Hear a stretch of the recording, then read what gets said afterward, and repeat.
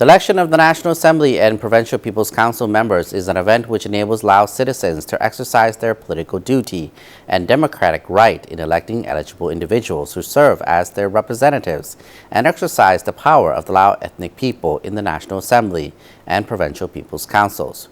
We were at Phonsinoune village, Sisatanak district, Vientiane, where Minister of Foreign Affairs Mr. Saleumxay Kommasith casted his vote. We asked Minister what his expectations and what qualities does he seek in National Assembly members.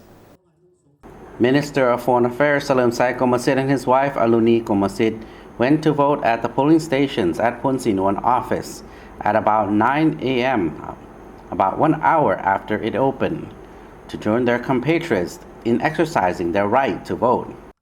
The election committee in Phonsinoune village, Sisatanak district, Vientiane capital, said they also noticed that people were enthusiastic about voting, with many arriving at the polling stations early in the morning. The elections are important because they continue the process of construction and renovation of the Lao People's Democratic Republic, especially by building and strengthening the roles of the National Assembly and Provincial People's Council as organs of state power within the political system. Given their importance, the elections require the involvement and support of the entire party, state, armed forces, and Lao ethnic people to ensure that everything goes to plan and the objectives are achieved. We asked Minister Saleumxay on his expectations and what qualities does he seek in National Assembly members. Today is a political significance for the country. As a Lao citizen, I do exercise my rights to vote, to choose the best and qualified person in representing myself and the people of the Lao PDR. We do have high expectations on this election because we are confident that we will be able to elect qualified people to sit in the National Assembly so they can represent the voice of the people across the countries, including myself. And I see a lot of candidates who are running for the seat in the National Assembly are qualified people.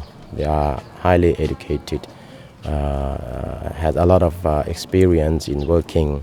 So I'm quite sure that once they are elected to the National Assembly, they'll be able to do the work, do a good job.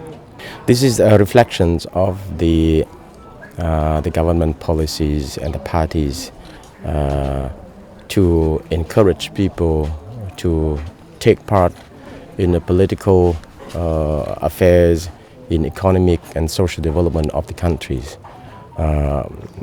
This right is widely embedded in the constitutions of the Lao PDR as well as in the election law of the Lao PDR. Without any discriminations among the Lao people, who has the right to vote, who has the right to choose the best person representing themselves in the National Assembly. So as a significant political event of the countries today, I'm very happy to see a lot of Lao citizens who come out to cast their vote, to use their rights, to choose the best people who will represent their voice in the National Assembly and contribute to the socio-economic development of the country. According to the National Election Committee, the results of election would be revealed before the end of this month. It would take several days to finalize the process before the committee could announce the names of National Assembly and Provincial People's Council members. The election took place at a time when Laos had been electing new leadership of party and state organizations. Last month, the Lao People's Revolutionary Party held its 11th National Congress when Prime Minister Thongloun was elected as Party Secretary General, the top post in the party, replacing retiring party leader Bunyang Vorachit.